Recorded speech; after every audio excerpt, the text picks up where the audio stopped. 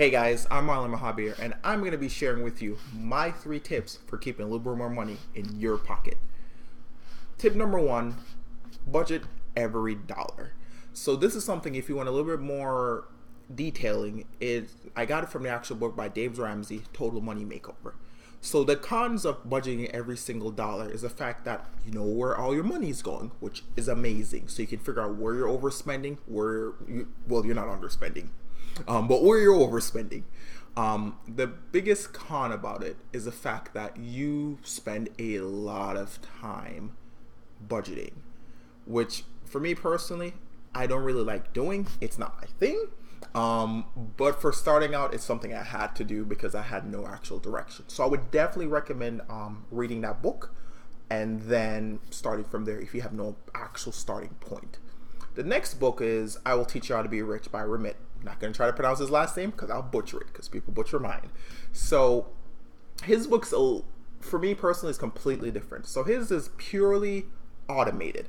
So the way it works is you get all your bills, so all your utilities, your rent or mortgage, your car bills, your insurance, your phone bill, you add them all up and then you divide them by the amount of times you get paid per month. So the really nice part about it is it's completely automated, which is amazing. You don't have to worry about it. It's in the back of your head. Go on with your life. The biggest problem is at the beginning. So you have to have some sort of buffer. So in case, say if you get paid on the 10th and the bill is going to be pulled on the 7th, and you don't have the money in that account yet, and because it's automated, you don't even know it's happening, and then your account goes negative. And then you get an overdraft fee. And if another bill is hitting that same time, another fee. So you have to have a buffer. So I would definitely recommend start off with the budgeting every dollar first, then switching to automated if you really like having everything automated, which personally I do. The third option, which is is a mix of both. So pretty much the way it works is I have a separate debit card at a completely different bank that's a little bit out of my ways. I don't walk around with that card. So what I did, which is in tip 2, I divided up all my bills by the amount of times I get paid per month, and I have it automatically added to that account. I do add a little bit extra on top by percentage because that's how my direct deposit works.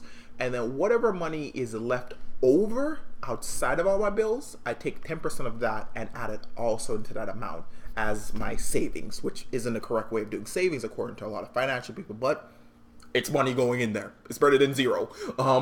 So the really nice part about this is 1, all your bills are going to be getting paid on time.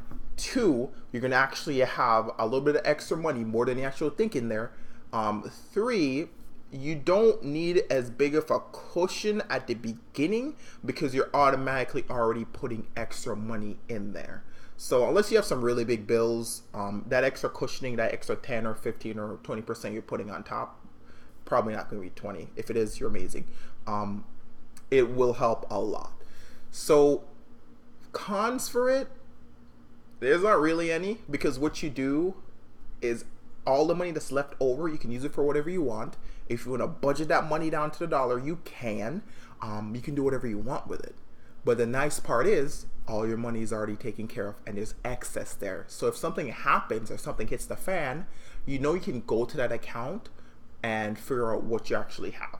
But because everything's mixed in, you have no idea what money you can spend, what money you can't spend. So most times than not, you'll leave the money.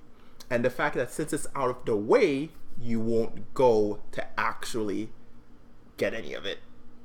Because at the end of the day, we're all lazy. That's why I like automating everything else. That's why my bank's at a completely different location.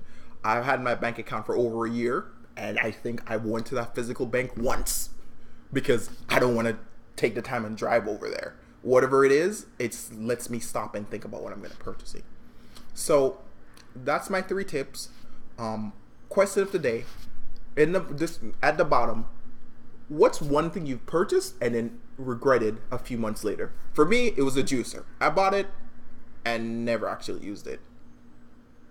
But anyways, please subscribe, hit that notification bell. You guys have a nice day.